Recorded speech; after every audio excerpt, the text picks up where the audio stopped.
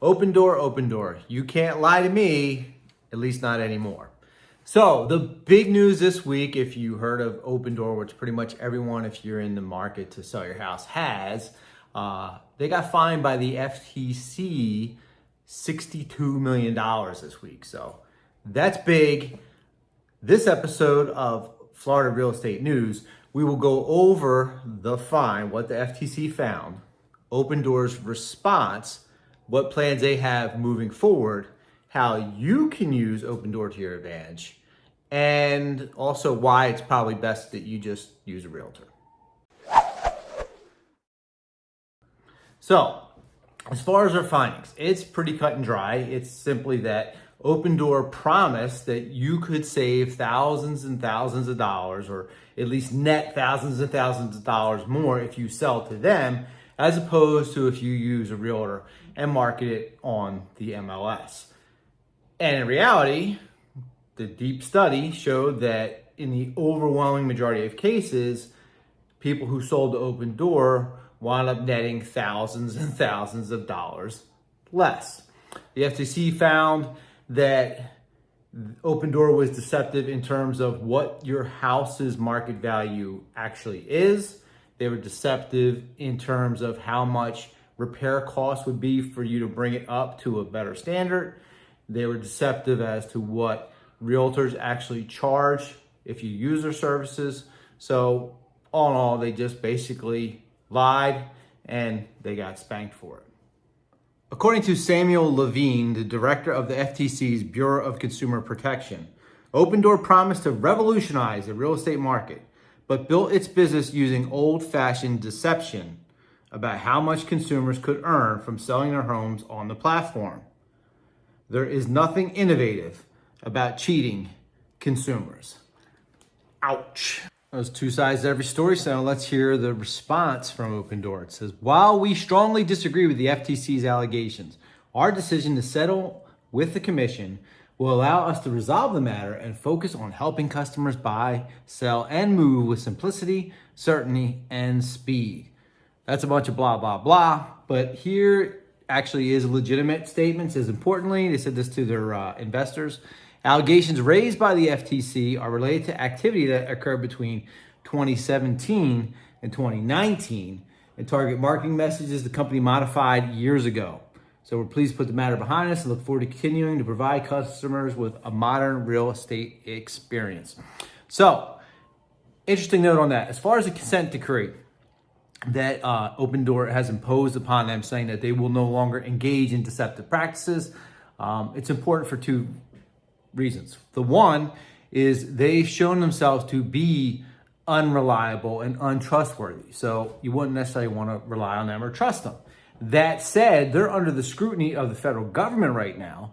So now their information is most likely more accurate than it's ever been because they just got fined $62 million. And with a spanking like that, they don't want to see what kind of beating's coming next. So right now, their information is kind of reliable. So this is what you want to know. How can you use them? Well, you could actually use them by selling to Opendoor, I guess. I probably wouldn't do that.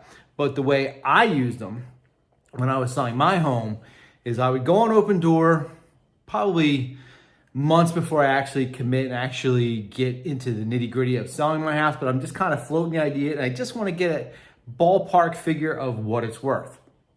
So you get an account on Opendoor and they basically update it, I think like every week, definitely every month, but it could be every week with a new offer. It does a couple things for you. The one thing, and this is the most important thing, is when you go to sell, it gives you that confidence that you at least know your minimum bid.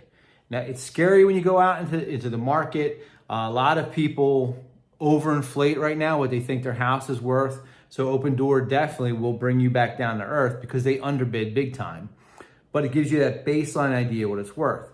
It also shows you fluctuations in the market. So you see the market's rising and you'll see that, well, the offer's going up, it's going up, it's going up, or it drops. Caveat on that, the downside. Even though their offers are based on the market, I believe, it's my suspicion, I should say, that built into that, there are psychological games that it'll play. Meaning, I think the algorithm has it so that it'll boost you up to see if some people, when they get a sudden jump in a bid, that will provoke them to go, wow, and then want to sell the home. And it probably has factored into there dropping offers to put you in a state of panic, so you might run and sell it before it keeps dropping below. So you have to kind of like take that with a grain of salt, but I'd say just as a very loose estimate of what your house is worth, it's not bad to have. And also as that backup that you know, hey, I at least can get this. That way you can negotiate with confidence and comfort when you're dealing with an actual real market sale of your home. So that's the way I use it. Not to be knocked off their game, just one day after this announcement of the $62 million fine, Opendoor announced a whole new program they're starting called Opendoor Exclusives. Now, right now it's a pilot program. It's only in Texas, like it's in Fort Worth, Dallas, Austin, Houston, that metropolitan area. But if it's a success, they're going to launch out to the rest of the country. To give you an idea, just imagine if you took Amazon and Zillow and squashed together, you have a whole new hybrid. Basically, they want it to be like a one-stop shop, look and click home buying experience. No agents, no negotiations, no physical paperwork, none of the tried and true methods that we've been using for hundreds of years. It's just you go online, you check out property you like as you're just searching through the way you do now, and like now you favorite it. But with this new Opendoor Exclusives, you can click the property and just buy it online. Now, their claim to fame in this whole thing is that they're offering properties 2 weeks before they go on to the MLS. So they're saying they can offer them at a cheaper price.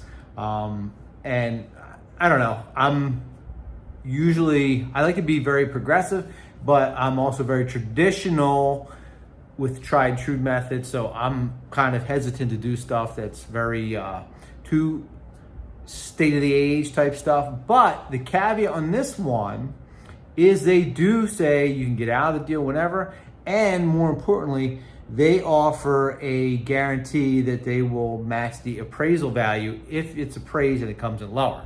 So it's not like you're totally like a internet scam where you're just buying a thing online, sight unseen. You do get to inspect the property the same as with a traditional deal, and you do get to have, if you could, it's not a cash offer, like you can actually buy it with a mortgage.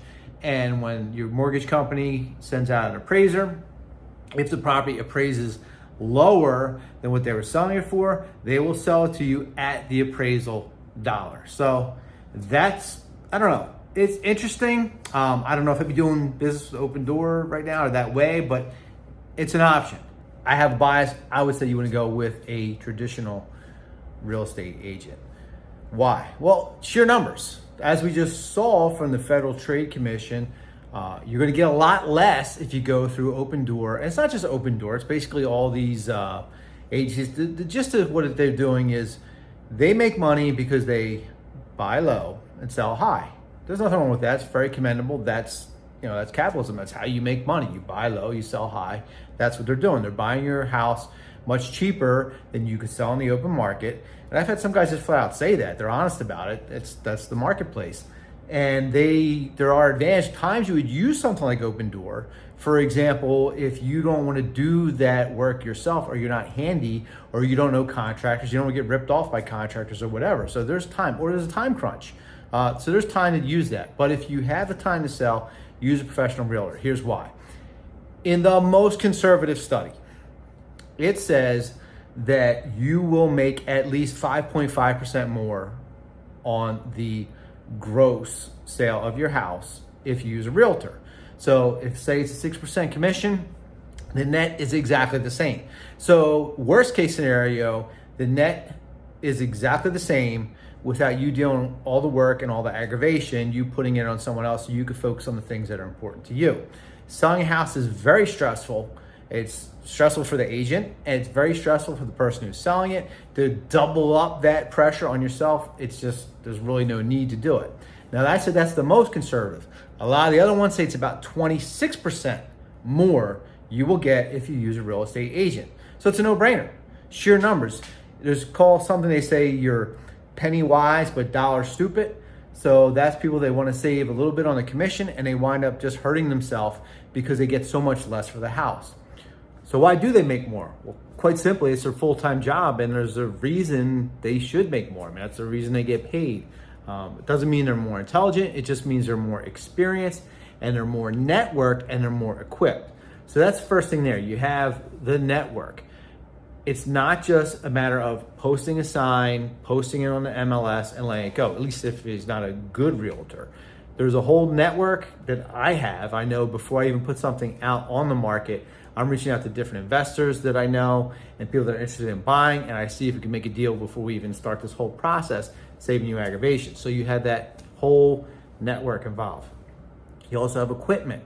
We're able to use all sorts of computer system stuff that aren't at your disposal, different tools to see that you're getting the exact right price and be able to compare with a market analysis to see you are selling your house where it should be.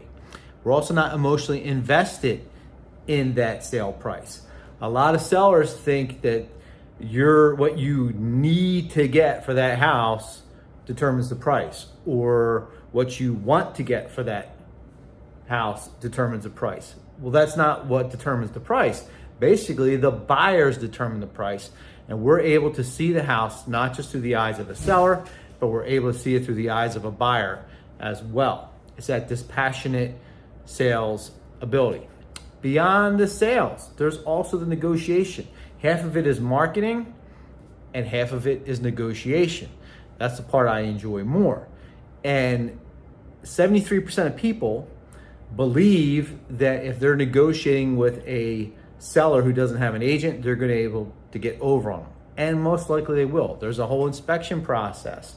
There's an appraisal process. There's all these different things that are stacked up against you, and is why you have an agent that represents you. There's the paperwork, which might seem easy at first till you actually start to do it. And you don't realize there's tons of legal liabilities that you have, where selling your house can cost you far more than you ever imagined. You can wind up actually being sued over this process. So you have that there. Think of the Super Bowl. When I think of Super Bowl, I don't think of football. I think of like Doritos commercials, or certain, like a Budweiser, the horses in the Budweiser commercial. Well, that's because they spent millions and millions of dollars to promote that product in the eyes of the public. There is a science and an art behind it, and that's what we do. We know how to get that house out in front of the right eyes at the right timing and to get you the best price we possibly can. You also have incentive. Your incentive is to make the most you can. That's why you might be considering not using a realtor. Well, realtors have the incentive to make their cut as well. So if you're not dealing with any agents, then agents are not going to show their buyers your property. So it's supply and demand. You greatly diminish the supply of buyers. So you have less demand for your house because it's not being seen. So that's another reason. In the long run, and this is just a quick overview, if you want more on advice for selling your home, you want to go to my other video, the 7 deadly sins that just crush buyers. You go to that after this. But the overwhelming majority, it's basically 9 out of 10 people who start out trying to sell the house by themselves, they wind up hooking up with an agent anyway. So to save you time, to save you aggravation, put it on an agent and let us do the heavy lifting for you and make this a pleasant experience instead of a torturous one. So I hope to see you on the next episode of Florida Real Estate News. And like I said, if you are looking to sell, you get a lot more advice on this, and I elaborate on this whole of detaching emotion from the process in 7 deadly sins of home sellers.